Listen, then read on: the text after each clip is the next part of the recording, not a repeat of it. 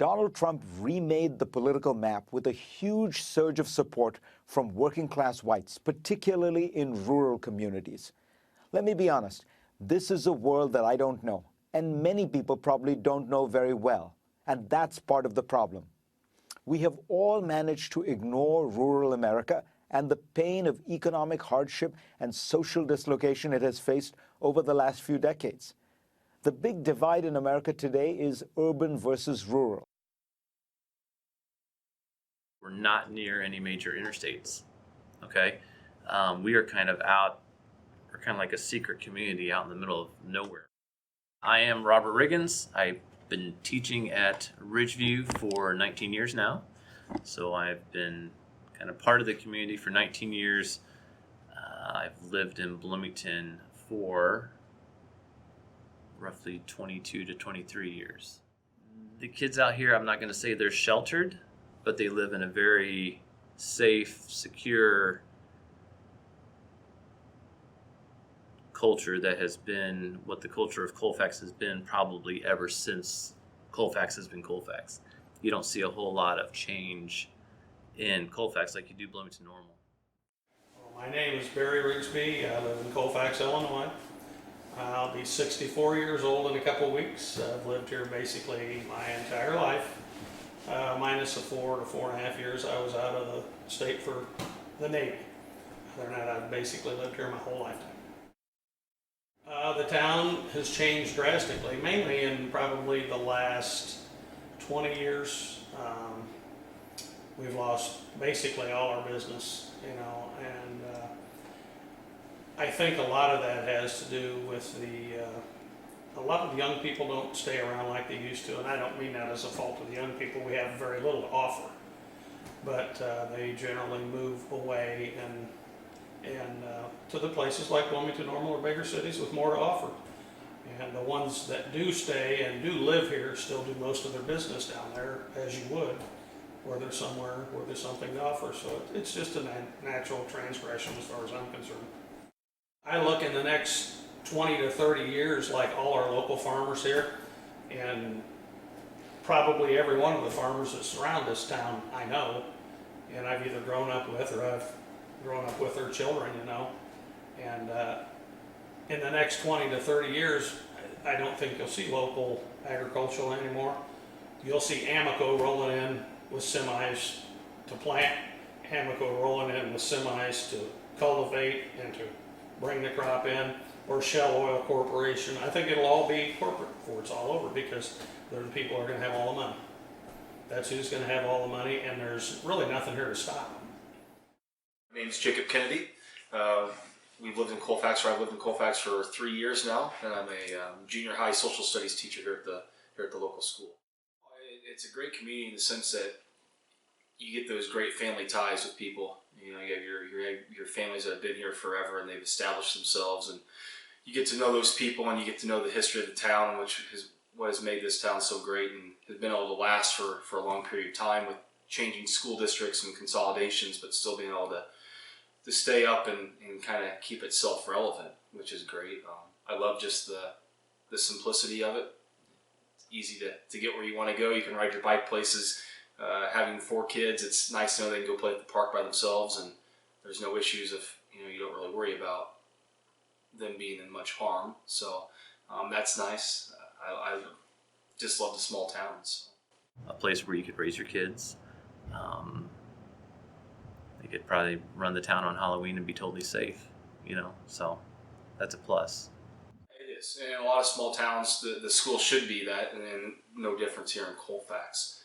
It is the melting pot where a lot of different backgrounds, a lot of different people come together, and it's great to see when you have the school spirit and the school motto that we have of just bringing people together to be able to do good things and get people out of Colfax to go on and do better things. So it's nice to see that when we all come together and get things done, which is great, and that's through the school districts. I truly believe if Ridgeview weren't here, the town would decimate. I mean, it'd be very hard to keep commerce or keep population in Colfax. pretty much any small town, your school is the hub of the community. I mean, it's the place where everybody can come, even if you don't have students in the district anymore, to, watch events, see your grandchildren. But yeah, I mean, it's probably the most important part of the town. If it were gone, Colfax would probably dry up. In terms of the school district itself, if it comes down to we consolidate with another town via maybe most likely Lexington is where that thought has probably come the most from. If it's going to keep people employed and keep our children have a place to go, then it should be a positive impact. In terms of people moving into the district, you'd hope that keeping something here will continue to allow people to come to our community and grow and help our community grow. It seems the only thing that kids from Colfax or the Ridgeview community see of Bloomington are probably the stores, the malls, the restaurants. They probably don't have an idea what the demographic of Bloomington Normal really is. If you were to take a student of Ridgeview, drop them in Bloomington High School, Normal West, Normal Community, it would be quite a culture shock for them. My daughters went to a larger high school. I believe their tolerance of other people and the acceptance of other people and their values and beliefs make them more rounded than the students that probably attend Ridgeview. Kids are kids. You change the faces, you change the names. Most of your teenagers are acting the same way. But when every kid is cut from the same cookie cutter as a lot of them are out here at Ridgeview, they're just not seeing the diversity that Bloomington Normal offers. People downstate, they just feel like they haven't been represented.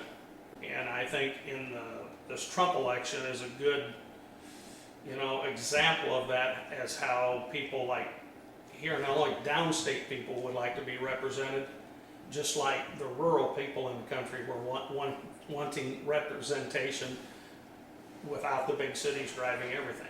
There's something like 3,700 counties in the United States, maybe it's 3,500.